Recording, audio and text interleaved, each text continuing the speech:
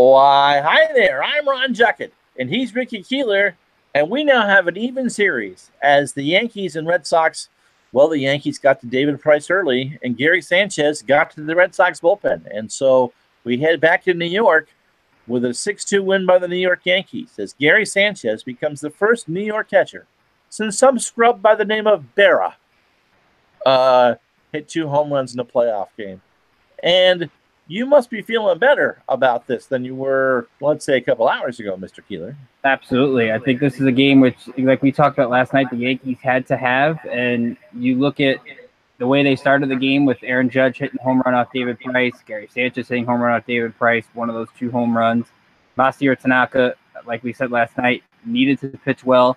He did pitch well outside of the mistakes of Bogarts. And while the Yankees still, I think, have an issue with hitting with men on base, Gary Sanchez, at least for the moment, solved that with the big 3-run homer off of Rodriguez. Bullpen pitch as well. And now the Yankees, I think, go back home. I'm sure we'll get into it toward the end of the show with momentum, with Severino in Game 3, and potentially even a guy like Sabathia in Game 4 who has the postseason pedigree. So the Yankees, I think, have the advantage and have a good chance to take both at home if they play their cards right. Well, I think momentum is certainly in your favor after tonight. David Price needed to come out and do one of those stand and deliver performances. Didn't need to do it for 8 or 9 innings, but 5 innings of 2 or 3 run ball would have been just the right thing, and his control wasn't there. The big home run early. I mean, Aaron Judge is such a cool cucumber. I mean, he's not flappable. He's absolutely not flappable. And, I agree with Alex Cora's decision to go out there and grab him in the second inning. It was the shortest Red Sox start since Bronson Arroyo threw 2 innings in the game at one point 10 years ago. I mean, it was the worst case scenario for the Red Sox, even with the wrong replay call on that play at second base later. And it's not exactly how bad a pitcher David Price is, because in the regular season, he is a good pitcher. It's just sometimes the more bad games you have, the more it gets in your head. And it's in David Price's head with the postseason issues, Yankee issues. It was just a bad combination from the get-go. Cora had to pitch him here because at least it's better than pitching him in the Bronx. And in the playoffs, you start to see where the mental issues kind of get to guys. I mean, look at Giancarlo Stanton. You can't tell me right now that Stanton's at the plate and he can't catch up to 94. No, and when that's going to be something to look at in the stadium, because I don't know where Giancarlo Stanton's head is at right now, and the Yankees are going to need him to hit. But like you said, they needed a big game from Price, or at least to give him 5. And the fact that they give Joe Kelly credit, give Ryan Brazier credit, give even Brandon Workman credit for keeping Boston in the game, that was a surprise.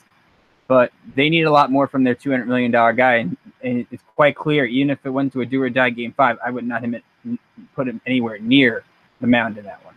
No, I think Sale, that would be Sale's game to start. As far as Joe Kelly was, he really pitched well tonight. We'll get to the totals. Someone told me I forgot them last night, which is okay. It's been a while since I've done one of these. Same with you. Kelly pitched well, and Brazier came back after his rocky outing Friday night to pitch well tonight. So that's a good thing. When this could have easily been a 10-0 rout, depending on what had happened if you'd based on what the Red Sox bullpen had done the night before. But David Price is now 1-8 in LDS games. 1-8. That's a little more than a trend. With an ERA close to 6, probably it's now over 6. That goes back to his time with Tampa.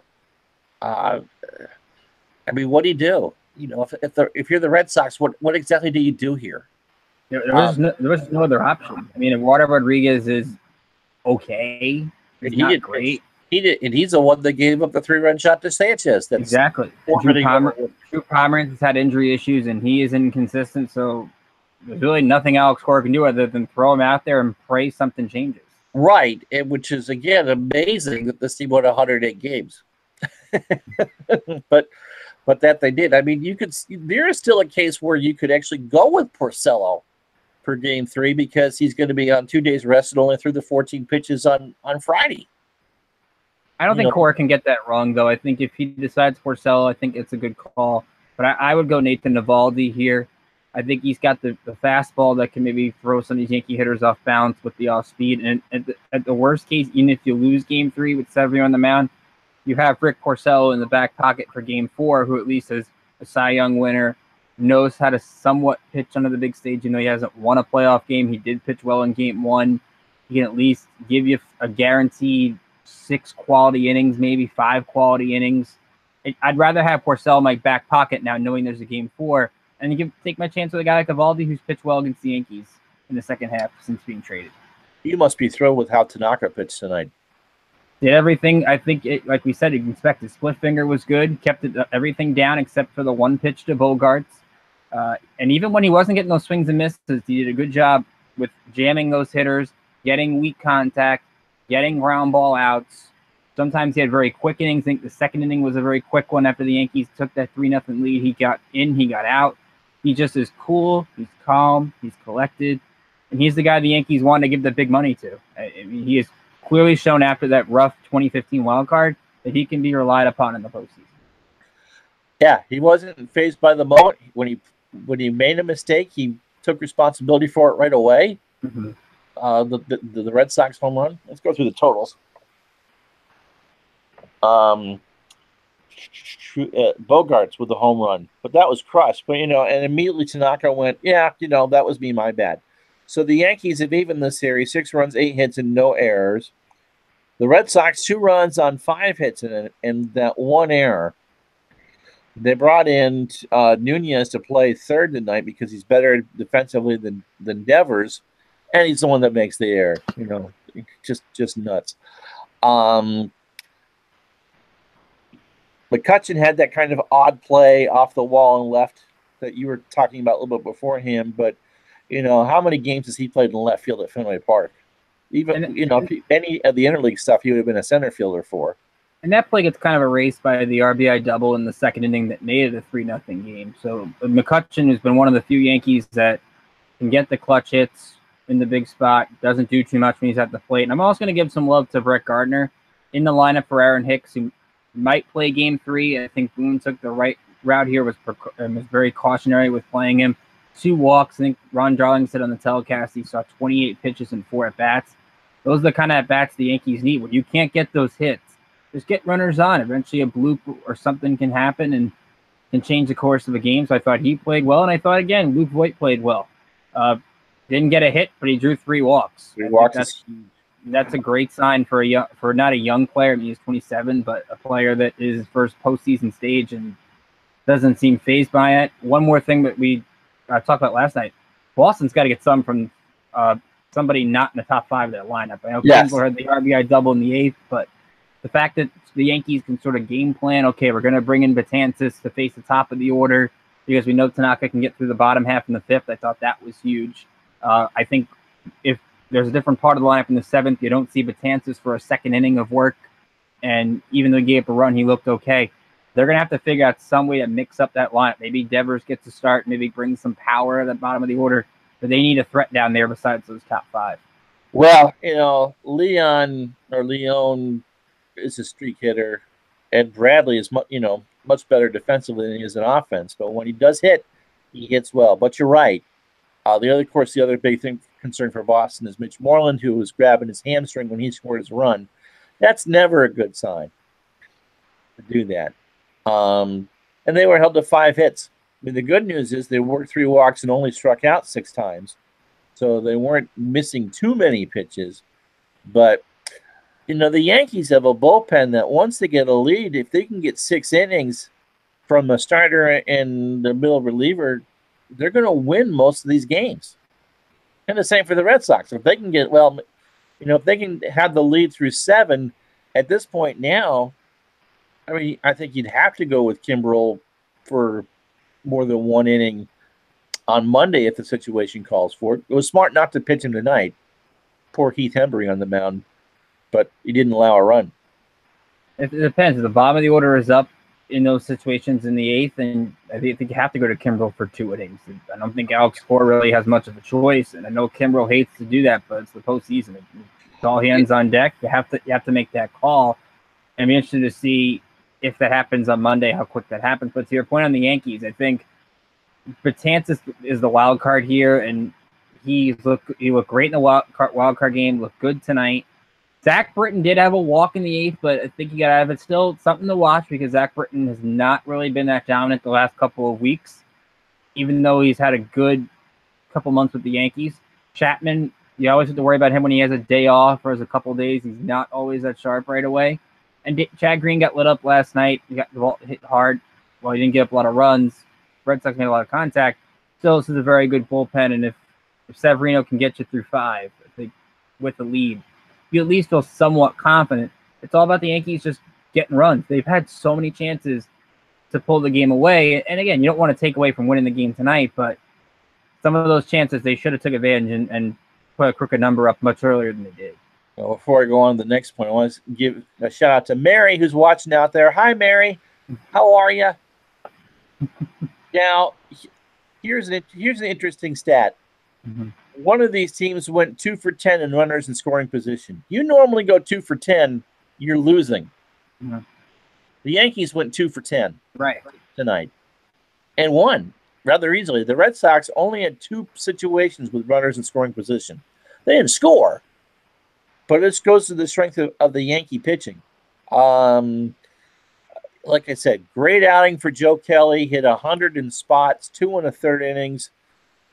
You know, if the Red Sox were to do one of those opener-type games, would you consider Joe Kelly for something like that? He did get you 7 outs tonight. Depends where the game is. Well, I wouldn't do it at Fenway. I think if it goes 5. I wouldn't do it at Yankee Stadium. You remember it. You remember April. Yes, but you can't put Kelly there. But if this goes 5, Sale starting game 5. Right. I'm just saying if we're throwing a hypothetical out there, I'm not throwing Joe Kelly into the fire Yankee Stadium, which is why I think it was a good idea. The core got him some confidence and got him in today because that crowd is going to be on him. That crowd is going to be electric, and I don't know how he's going to handle that pitching in those games the next couple of days. Yeah, I guess I'd agree with that. So 78 pitches for Tanaka, 48 strikes, 5 innings, 3 hits, a run it was earned. He walked 1 and struck out 4, gave up the homer to Betts or Bogarts. Then Betances, who is Jekyll and Hyde, 2 good innings. And that was the last hit. The Red Sox didn't get a hit off of Britton and didn't get a hit off of Chapman. Chapman seemed like he needed a batter to warm up and then shut it down after. He threw 12 pitches and 7 strikes. For the Red Sox, they made the best of a bad situation to keep that game close. And again, Gary Sanchez, it's all those little heroes that make or break a postseason. And right now, I mean, both teams have them. But Gary Sanchez, I don't think was highly regarded coming into the series, and he got you safely back to New York. Yeah, we were talking about this throughout the last couple of weeks where everyone was waiting for Gary Sanchez to get hot. There were some people talking about should Austin Romine get starts in the postseason. You have to start Gary Sanchez. He's too valuable of a hitter to sit him in the lineup because you got Stanton at DH. And I liked what I saw in Game 1 that kind of led to tonight. In Game 1, he's taking pitches that are not in the strike zone. He's being patient. And I think that's sort of the sign where he's starting to see things better. He had a good final week of the season. He was very patient tonight in that bat with Rodriguez where he got the count. I think it was like 2-1, I believe, and then got the pitch to hit. He laid off some pitches on the outer half of the plate. And when he's got as locked in as he is right now, he's one of the toughest guys to stop because he is one of the best, if not the best hitter in this lineup. Probably second to Judge because Judge is just more patient than he is. But when he's going, it just takes the lineup differently. And I personally, I think while the home runs stand out to me, like I said, it's just the patience he's showing that stands out because I don't normally see Sanchez this patient at the plate. What are you seeing in Judge? He looks so relaxed, absolutely unbelievably relaxed. And now he's up there with Hank Bauer and Johnny Mize as Yankees who have hit homers in the first 3 playoff games. And Bauer, in Mize's case, that's a World Series. He looks like he's not only ready for the moment, he's excelling in the moment. I like the TBS stat that was up there where he had a hit against 6 different pitchers in this postseason as well. So he's done a good job of adjusting to different guys on the fly. I think, to me, what has been impressive about him this year, the strikeouts are down. He's shortened the swing. He's very selective at the plate.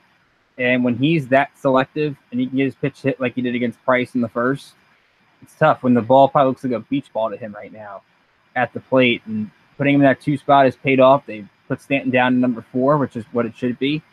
And he sets the tone. I mean, there was clearly, I think you can make a case. The Yankees win the AL East if Aaron Judge was healthy. And you don't never like to use injuries as an excuse. But the second Judge got hurt, they were swept in Boston, and then the division chances were over. This is a different team when he plays because he's that much of a leader in that clubhouse. And for a young kid like that to be that influential as a leader, I thought it was a little bit bad that's the case because the Yankees have so much talent. But at the same time, it's a good thing that at that young an age he stepped up and been that kind of voice on this team. But he's capable of doing it, and Absolutely. he's able to back it up, and that just adds to it. Mm-hmm. You know, I don't know. You know, you have a good sense of what the pressure is going to be on Stanton going home after a not so great series, but you can't. You know, you could have swept up in Boston, but really, best case scenario is, you know, for the Yankees was to go home with a split, and right. you got it. I had Yankees in 5 coming in, and I thought they needed a split in this series. They got the split. I could easily see Boston winning one of these 2 games in the Bronx. I wouldn't be shocked if they did, just because I went in that ballpark with the short porch. You know, Betts is probably going to break out at some point. Benintendi might break out. Their top of the lineup still has to hit. Outside of really JD, who had the home run in game 1, Pierce, I think you'll see more even if Mitch Moreland is healthy, just because I think Cora has to play the hot hand at first base. But to me, it's more on each side. Did the Yankees get more from Stanton in the middle of the order? And does Boston get more from Betts and Benintendi at the top? The one thing I think that this Red Sox team is resilient. And yes, as bad as it was for Price to pitch as poorly as he did tonight, Cora will have that team ready, and whoever he decides, if he goes with Eovaldi, which I think is probably the smart pick, but because of the extra off day, and it would have been a bullpen, for Porcello anyway. You know, I wouldn't be surprised if it was maybe him for 3 or 4. I mean, no one's expected to go 7 innings in a playoff start anymore. You know, you might see that in game 1 with your established ace, but we'll see. You know, they've kept things calm, and they had their chances again, but you know, the Yankees bullpen is just so tough. It certainly is better than Boston's, and that may be what decides the series. You know, outside of Kimbrel versus Chapman 1-on-1, which we haven't seen, which is kind of unusual, but circumstances haven't dictated that. Again, I think you're right in the Red Sox, though, where they've had a different hero in a lot of these games all year long, whether it's even a Blake Swihart, whether it's a Rafael Devers, whether it's a Xander Bogaerts, and in some cases an Ian Kinsler. Different guys have stepped up and had clutch hits down the stretch. I mean, they've won crazy games all season long. They're not fazed by this, and I don't even think Cora is fazed by this. It's one bad game. They got a split. Like we said last night, they had a better game from Chris Sale than I think even they thought they were going to get from Chris Sale last night. So I think they're content. Listen, you get 1 game in the Bronx, and you got Chris Sale, who should be better than Friday night in a game 5. You have to like your chances. You could steal one of these games in the Bronx. Well, he's the one that said it to the press last night. I read in the Athletic this morning that he said, "Hey, if you need me to throw 150 pitches, I'm throwing 150 pitches," which is the mindset you want from a pitcher this time of year.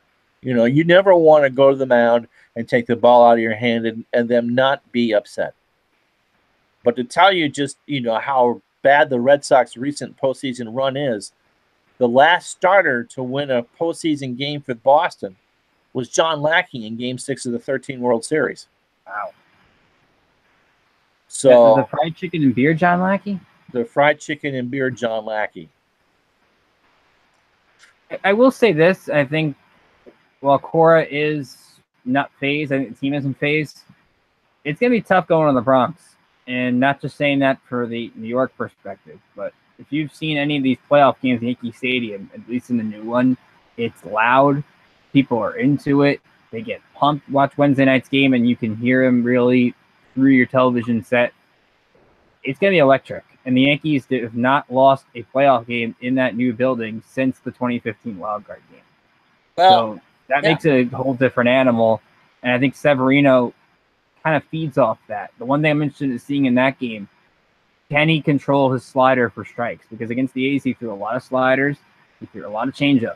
You can't walk four against this Red Sox lineup and get away with it like he did against the A's. So he's going to have to trust that fastball a little bit more, use that off speed when he needs it. But I think he can go out there and put on a good show. Yeah, Boston, as you said, Boston needs stuff from the bottom half of their lineup.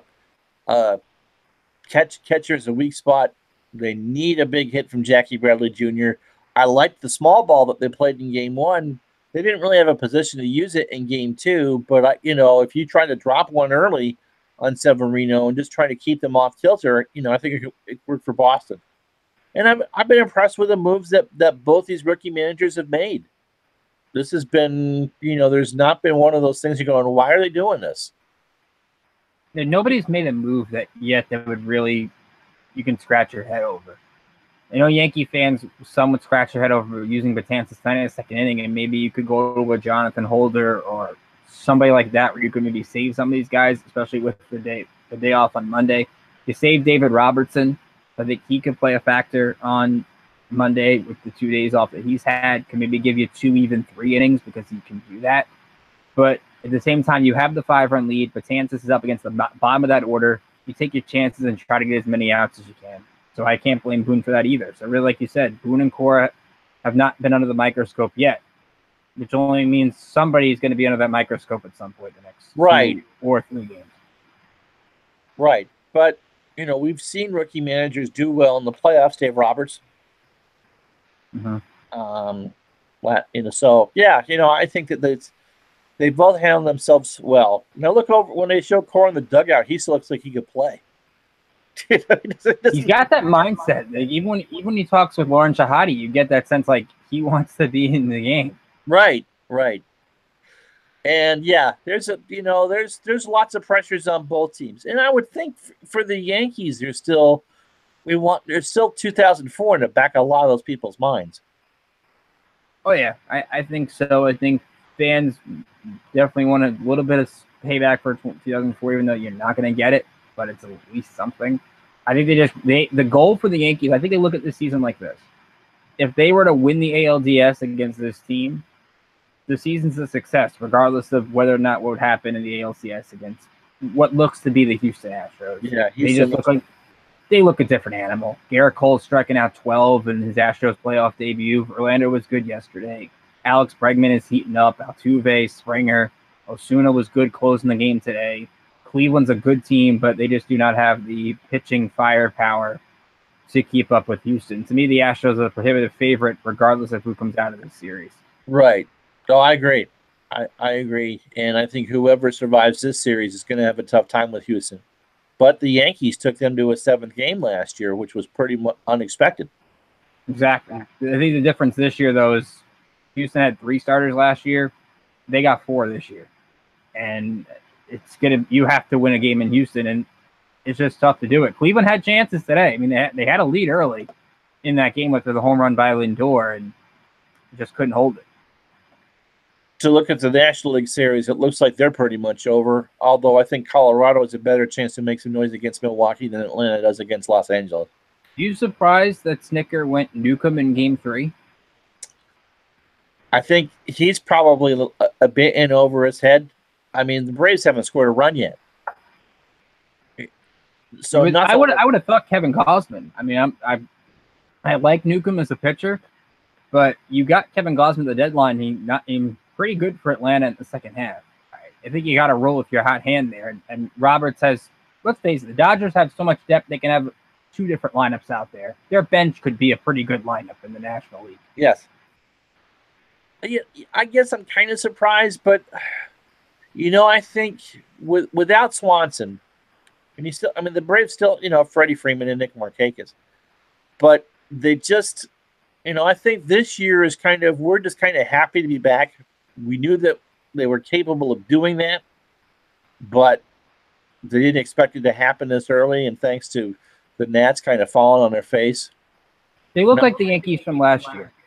Right.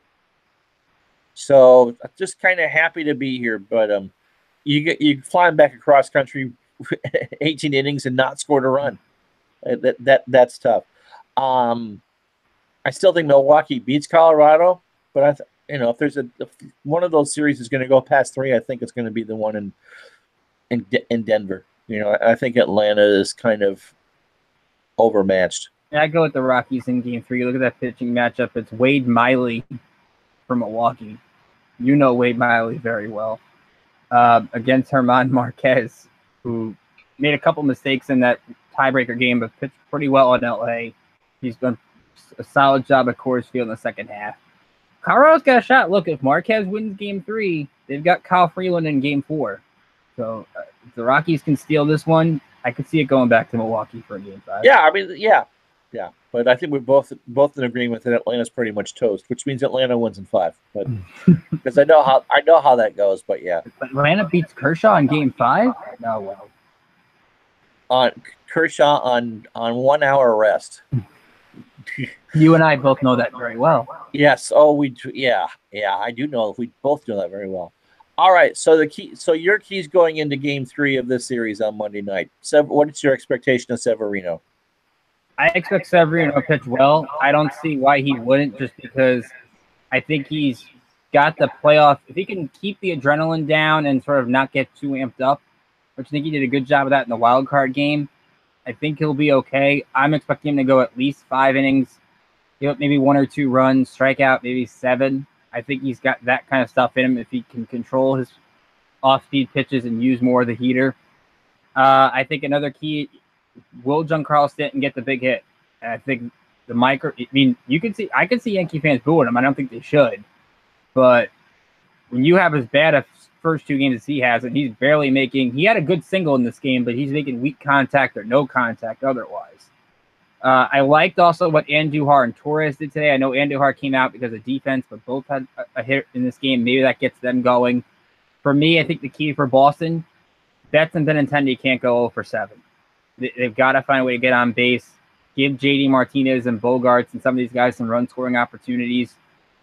To me, it's been the case in both these games. Whoever gets ahead early is going to win this one, because I think the bullpens, especially on the Yankee side, is really good. I don't know how Cora will use his pen, depending on who pitches this game. I think it'll be Eovaldi.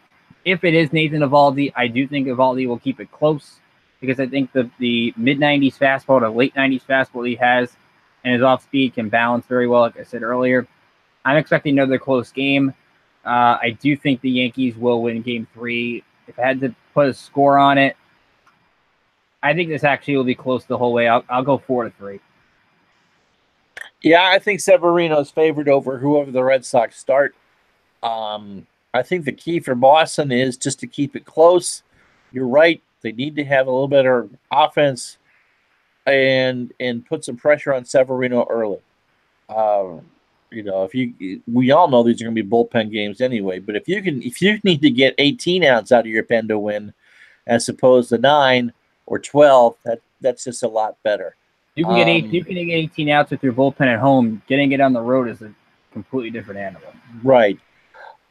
Just not panic, trying to make things happen if you can. You have the power. You know that they had the power. I mean, the Yankees won 100 games. I mean, this is not some 85 win team that they're battling here. I mean, this is the real, and they were 10-9 in the regular season.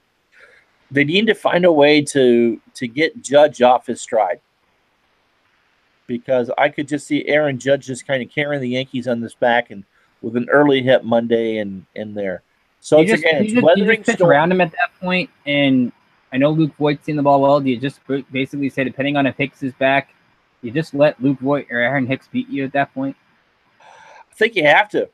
I think you have to. You got to be thrilled with what you've seen from Judge. He's saying 556 in the first in these 3 games. The 1 game against Oakland and the 2 games against Boston. And that's exactly what you want. Take the crowd out of it.